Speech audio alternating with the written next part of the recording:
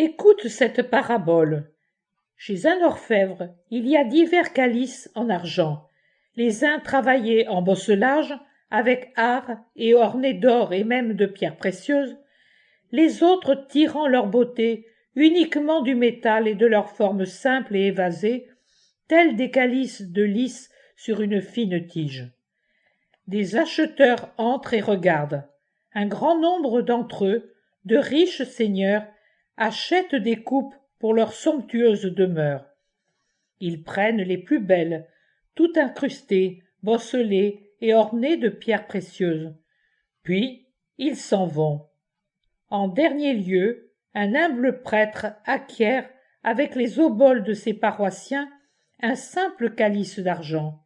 C'est le plus simple, le plus humble, à l'instar de ce prêtre et de l'Église qu'il dessert.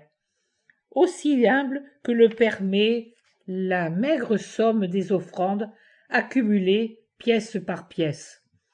Le pauvre prêtre emporte son trésor.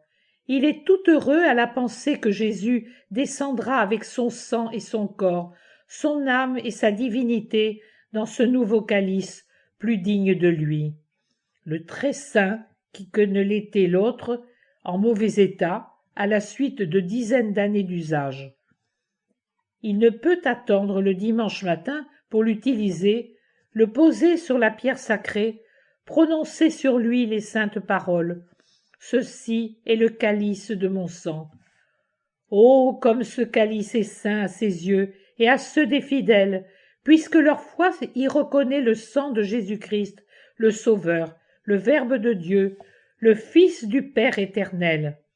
Il resplendit non pas de son argent étincelant et tout neuf, mais de la lumière qu'il renferme. Maintenant, dis-moi, si un voleur pénétrait de nuit aussi bien dans les riches demeures où l'on a apporté les magnifiques coupes, que dans cette église où une pauvre armoire renferme ce simple calice en attendant qu'il puisse être utilisé à l'aube pour la messe quotidienne, quel serait le plus grand vol? Celui des riches coupes?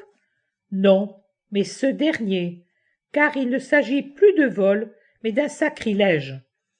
En descendant dans ce calice, je l'anoblis d'une noblesse qui surpasse toute autre noblesse de prix, de travail, de matière ou de beauté.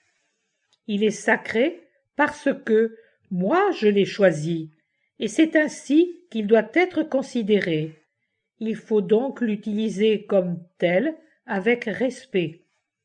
Celui qui a des oreilles pour entendre, qu'il entende.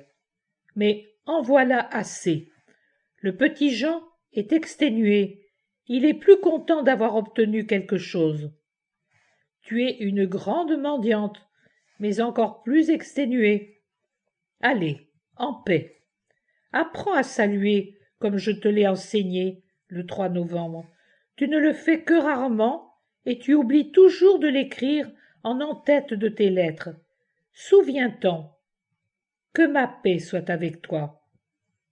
Il a raison, je l'oublie, bien que cela me plaise tant. Je suis étourdi. Il me déplaît beaucoup de voir Jésus mécontent. Il est mécontent de quelque chose qui se passe dans notre cercle le plus restreint, j'en suis certaine. Que j'ai hâte de voir cette nouvelle scène de sa vie d'enfant.